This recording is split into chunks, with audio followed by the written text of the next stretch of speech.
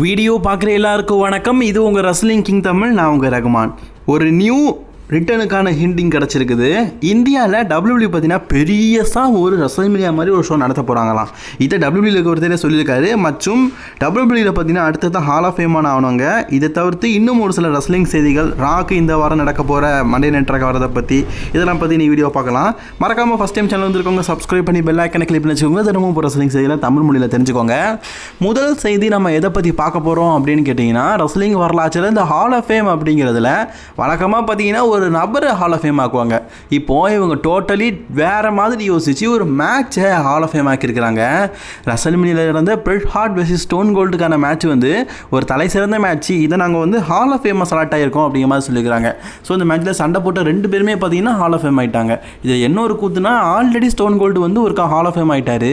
இதை தவிர்த்து பார்த்தீங்கன்னா பிரெட் ஹார்ட் வந்து சிங்கிளாக ஒரு ஹால் ஆஃப் ஃபேம் ஆகவும், அவருடைய டேக் டீம் பார்ட்னர் கூட சேர்ந்து ஒரு ஹால் ஆஃப் ஃபேமாகவும் ஆகிட்டார். ஸோ டபிள்யூல டேக் டீமாக இருக்கிறவங்களுக்கு கூட ஹால் ஆஃப் ஃபேம் ஆக்குவாங்கல்ல, அப்படி ஒரு ஹால் ஆஃப் ஃபேம் ஆக்குறாங்க. ஸோ டபிள்யூ வரலாற்றில் முதல்ல பார்த்தீங்கன்னா 3 டைம் ஹால் ஆஃப் ஃபேமான ஒரு ஆள் அப்படிங்கிற பேர் பார்த்தீங்கன்னா இப்போதைக்கு பிரெட் ஹார்ட்டுக்கு கிடச்சிருக்குது. நிக்கானை பற்றி உங்களுக்கு தெரியும் நினைக்கிறேன். எப்படி நம்ம எல்லாருக்குமே ஒரு நல்ல நண்பன் இருப்பானோ, அதே மாதிரி ட்ரிபிள் ஹைச்சுக்கு நிக்கான் இல்லாமல் இருக்க மாட்டார். வின்ஸ் மெக்மன் இருக்கும்போது ஒரு சில விஷயங்கள்னால பார்த்தீங்கன்னா அண்டர்ரேட்டாக இருந்தவர் இப்போ பெரிய பதவிக்கு போயிட்டார். ஈவன் டபிள்யூடபிள்யூடைய நெக்ஸ்ட் சிசிஓ அப்படின்னா இவர் தான், ட்ரிபிள் ஹெச்சோடைய காலத்துக்கு அப்புறமா அப்படிங்கிற மாதிரி பேசிகிட்டு இருக்கிறாங்க. ஸோ கிரியேட்டிவ் கண்ட்ரோல் எல்லாருமே இவர் தான் பார்த்துட்டு இருக்காரு. சமீபத்தில் இது ஈத் முபாரக் இல்லை, ஸோ அவர் வந்து ஈத் முபாரக் கொண்டாடுவார். ஸோ அதுக்கு முன்னாடி பார்த்தீங்கன்னா சின்னதாக ஒரு இன்டர்வியூ எடுத்துக்கிறாங்க.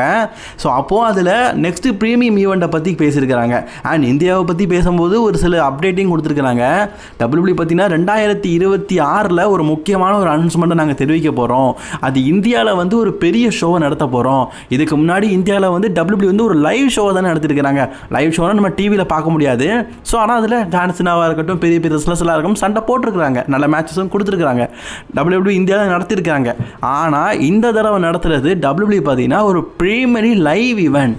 ஸோ அதாவது எப்படி நம்ம பேக்லாஷ் பார்க்குறோம், இப்போ டபிள்யூடபிள்யூ பார்த்தீங்கன்னா யூகேல வந்து ஒரு ஷோ நடத்துகிறாங்க, கனடாவில் வந்து எலிமினேஷன் சேம்பர் நடத்துனாங்க. ஸோ சவுதி அரேபியாவில் ஒரு ஷோ நடத்துகிற மாதிரி டபிள்யூடபிள்யூ பார்த்தீங்கன்னா இந்தியாவில் வந்து ஒரு ப்ரீமியரி லைவ் ஷோவை நடத்த போகிறாங்க, லைவ் ஈவெண்ட் ஷோ நடத்த போகிறாங்க அப்படிங்கிற மாதிரி ஷோ கிடச்சிருக்குது.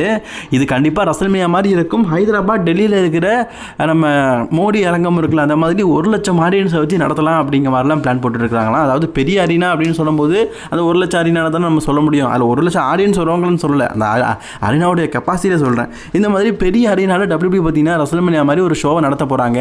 இதுக்கான அப்டேட் பார்த்தீங்கன்னா 2026 எண்டிங் அண்ட் 2027 நாங்கள் வந்து டெலிகாஸ்ட் பண்ணுவோம் அப்படிங்கிற மாதிரி சொல்லிக்கிறாங்க. அதாவது 2026 பார்த்தீங்கன்னா டபிள்யூடபிள்யூ வந்து சொல்லிடுவாங்களாம், ரசல்மேனியா மாதிரின்னு சொல்கிறேன். சரி, நம்ம ஒரு பேப்பரியும் வைப்போம், இந்தியாவில் ஒரு பேப்பரையும் நடத்த போகிறாங்க. அதை 2026 தெரிவிப்பாங்களாம். 2027 கண்டிப்பாக அதை நடத்துவோம் அப்படிங்கிற மாதிரி சொல்லியிருக்கிறாங்க. ஸோ 2027 இந்தியாவில் ஒரு ஷோ நடக்குது மக்களே, அதுவும் ஒரு பேப்பரியூ. தமிழ்நாட்டிலேருந்து எத்தனை பேர் போடுறோம் பார்ப்போம். மற்ற கண்ட்ரிலலாம் பார்த்தீங்கன்னா டபிள்யூடியோடைய டெலிகாஸ்டிங் ரைட் முடியும் போது அவங்க சோஷியல் மீடியாவில் தேங்க்யூ டபிள்யூடி, நாங்கள் இத்தனை நாள் வந்து டபிள்யூடியில் டெலிகாஸ்ட் பண்ணோம், இதுக்கப்புறம் டெலிகாஸ்ட் பண்ண மாட்டோம் அப்படிங்கிறத வந்து மற்ற சேனல்ஸ் எல்லாருமே சொல்லியிருந்தாங்க. அதாவது இதுக்கு முன்னாடி பார்த்தீங்கன்னா யூகேல வந்து நெட்ஃப்ளிக்ஸில் வந்து டெலிகாஸ்ட் பண்ணுறாங்க, அண்ட் அமெரிக்கா, கனடாலலாம் தெரிவிச்சிருந்தாங்க. அங்கே உள்ள டிஎன்எட் ஸ்போர்ட்ஸ்லாம் பார்த்தீங்கன்னா தேங்க்யூ டபிள்யூடி அப்படின்னு சொல்லிட்டு அந்த சோஷியல் மீடியாவே மூடிட்டாங்க. ஏன்னா டபிள்யூடிக்குன்னு தனியாக சோஷியல் மீடியா வச்சுருந்தாங்க, அதெல்லாம் மூடிட்டாங்க.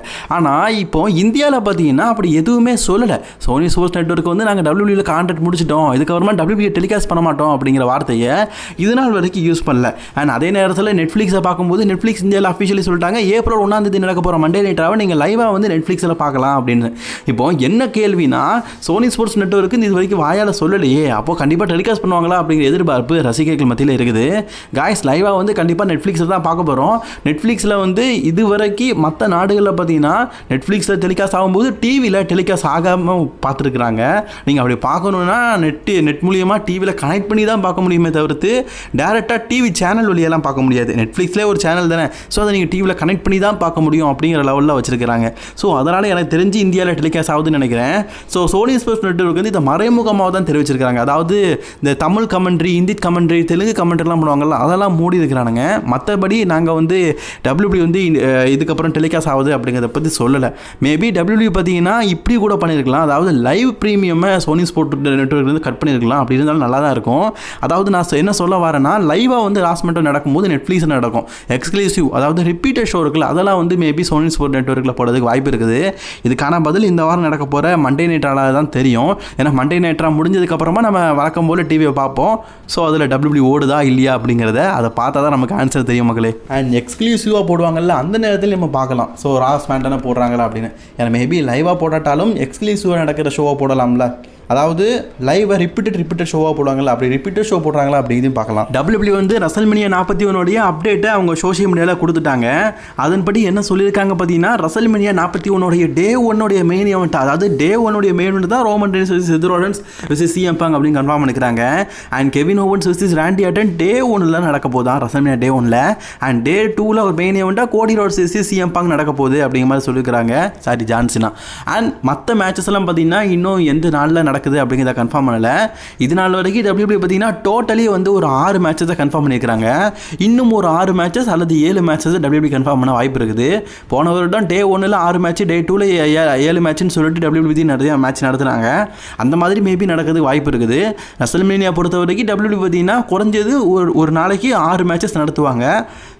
டோட்டலி ஒரு 12 மேட்சஸ் நடக்கும். இப்போதைக்கு ஒரு 6 மேட்சஸ் கன்ஃபார்ம் பண்ணிக்கிறதுனால மிச்சம் இருக்கிற ஒரு 6 மேட்ச் அல்லது 7 மேட்ச் கன்ஃபார்ம் பண்ண வாய்ப்பு இருக்குது. டபிள்யூபிள்யூ பார்த்தீங்கன்னா ஒரு சில சர்ப்ரைஸ் இருக்குதுன்னா அதை பற்றி மென்ஷன் பண்ணுவாங்க. ரிட்டனை பற்றி அவங்க ஸ்மாக்டவுன் நடத்துகிறாங்கன்னா சர்ப்ரைஸ் ஒன்று இருக்குது அப்படிங்கிற மாதிரி சொல்லுவாங்க. அண்ட் இப்போ வந்து ரசல்மேனியாக்கு அடுத்த வாரம் நடக்க போகிற ஸ்மாக்டவுன், அதாவது ஏப்ரல் மாதத்தில் 4வது ஸ்மாக்டவுன் இருக்குது பார்த்தீங்களா, அதில் டபிள்யூபிள்யூ வந்து சர்ப்ரைஸ் அப்படிங்கிற மாதிரி சொல்லி மென்ஷன் பண்ணியிருக்கிறாங்க. இது யாரை மென்ஷன் பண்ணியிருக்கிறாங்கன்னா அலிஸ்டார் பிளாக் தான். அலிஸ்டார் பிளாக் அஃபிஷியலி பார்த்தீங்கன்னா டபிள்யூபிள்யூ கான்ட்ராக்ட் சைன் பண்ணிட்டாரு. டபிள்யூபிள்யூ அடிக்கடி ஒரு ப்ரோமோ வருதுல, அது அலிஸ்டார் பிளாக் தான். அண்ட் அலிஸ்டார் பிளாக் சமீபத்தில் பார்த்தீங்கன்னா ஒரு சோஷியல் மீடியாவில் இந்த இமேஜை போட்டு தான் ரிட்டனை வந்து கன்ஃபார்ம் பண்ணிக்கிறாரு. ஆக்சுவலி இந்த இமேஜ்லாம் பார்த்தீங்கன்னா நம்ம அலிஸ்டார் பிளாக்கோடைய இந்த டார்கன்ஸ் கேரக்டரை குறிக்கிறது. ஸோ அலிஸ்டார் பிளாக்கை டபிள்யூபிள்யூ நம்ம எதிர்பார்க்கலாம். எப்போ எதிர்பார்க்கலாம்னு வச்சுட்டிங்கன்னா ஏப்ரல் மாதம் 4வது வாரத்தை நம்ம எதிர்பார்க்கலாம். ஸோ அதுக்கான இன்ட்ரோ தான் இப்போதைக்கு கொடுத்துட்டு இருக்கிறாங்க. ஸோ அது மட்டும் இல்லாமல் இப்போ டபிள்யூபிள்யூ பார்த்தீங்கன்னா இப்போ நடக்க போகிற ஃப்ரைடே நைட்ஸ் மட்டும் இல்லை, ரே ஃபினிக்ஸ் வரப்போகிறாரு அப்படிங்கிறது அஃபிஷியலி சொல்லிட்டாங்க. ஸோ ரே ஃபினிக்ஸோடைய ரிட்டன் மாதிரி பளிச்சுன்னு இருக்காமல் மேபி எனக்கு தெரிஞ்சு அலிஸ்டார் பிளாக்கோட ரிட்டன் வந்து சர்ப்ரைஸாக இருக்கும்னு நினைக்கிறேன்.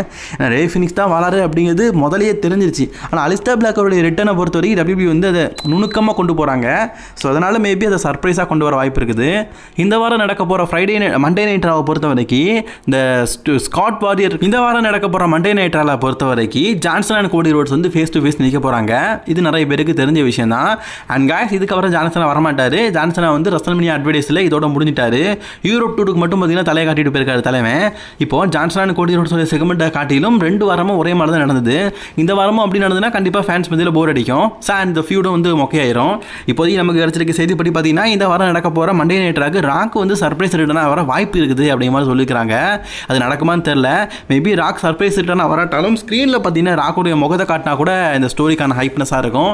மேபி அப்படி பண்ணுறாங்களா அப்படிங்கிறத வெயிட் பண்ணி பார்க்கலாம். இது ஒரு ரூமராக கிடச்சிருக்குது, நடக்குதா இல்லையா அப்படிங்கிறத வெயிட் பண்ணி பார்க்கலாம். 2 வாரமாக ஜான்சனாவும் கோடி ரோட்ஸும் நேருக்கு நேர் பார்த்து போயிட்டு இருக்காங்க. அந்த மாதிரி இல்லாமல் ஒன்று இவங்க 2 பேரும் மாறி சண்டை போட்டுக்கணும், இல்லாட்டா ராக் வரணும். அப்படி தான் செக்மெண்ட் இருந்தால் நல்லாயிருக்கும். ஸோ நீங்கள் என்ன நினைக்கிறீங்க அப்படிங்கிறது மறக்காமல் கமெண்ட்ஸாக கமெண்ட் பண்ணிக்கோங்க.